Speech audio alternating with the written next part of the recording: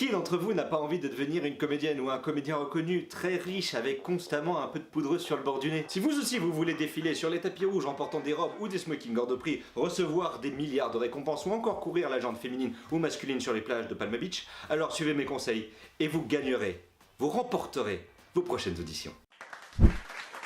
Il y a plusieurs formes de joie. Il y a d'abord la joie franche. Pour cela, faites un sourire comme si on vous avait fait des guilis sous les bras. Très bien. Maintenant, faites un sourire comme si une main divine vous avait enlevé toute trace d'intelligence. Parfait. Il y a ensuite la joie timide, un peu plus subtile. Pour cela, il vous suffira simplement de vous imaginer la situation suivante. Vous vous trouvez à une soirée mondaine, mais l'abus de crustacés vous a foutu une diarrhée carabinée. Vous essayez de vous éclipser un instant afin de vous rendre au lieu d'aisance, mais la femme du Premier ministre se présente à vous et engage une conversation sans intérêt. Vous essayez donc de rester à l'aise et courtois malgré votre handicap soudain. Ah, vous êtes doué.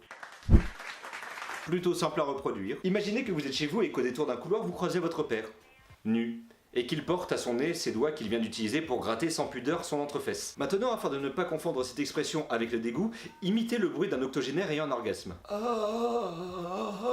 Je suis très impressionné. Pour cette expression, il faut reproduire une tête et un comportement. Déjà, gardez une tête totalement neutre. Ne froncez pas les sourcils, vous n'êtes pas en colère. Ne souriez pas, vous n'êtes pas heureux. Là, on parle de gêne, et je ne parle pas de génétique. Vous voyez la tête que vous venez de faire ? Ça, c'est de la gêne. Maintenant, pour le comportement à adopter, imaginez que vous venez de faire une bêtise et que vous regardez discrètement autour de vous afin de voir si quelqu'un ne vous aurait pas vu par hasard. Vous venez d'apprendre une nouvelle expression. Imaginez, vous êtes dans la rue et là quelqu'un vient vous parler le schnibbord. Hein? Non, ça c'est une véritable expression. Permettez-moi de vous rappeler que la seule différence qu'il y a entre le théâtre et le cinéma, c'est que le cinéma, c'est filmé, donc surjoué. Pour l'expression faciale adoptée, imaginez qu'un individu vous accoste dans la rue et qu'avec une rapidité sans nom, vous chope les baloches et les malaxe avec une douceur toute particulière. Surprenant, mais pas désagréable. Pour cela, ce n'est pas compliqué, il suffit de faire presque comme la joie. Sauf que, au lieu de faire un sourire idiot, il faut que vous fassiez la même bouche qu'un dépressif. Ok, maintenant ouvrez légèrement la bouche comme si vous étiez de nouveau dépourvu d'intelligence. Un vrai acteur hollywoodien.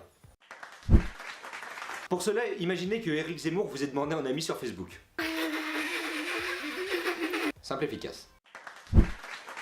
Vous qui êtes sur votre téléphone ou derrière votre ordinateur, prenez votre petit doigt ou votre souris et abonnez-vous à la chaîne Mathias Dam. Et le résultat sera que vous ressentirez une grande satisfaction. Si c'est déjà fait, alors imaginez que vous êtes avec votre moitié à l'hôtel et que vous venez sauvagement de... Eh bien voilà, je viens de vous apprendre les bases du jeu d'acteur. Mettez cela en pratique et je vous garantis que vous serez bientôt sur les marches du Festival de Cannes. C'était Mathias Dam pour Internet. À très bientôt.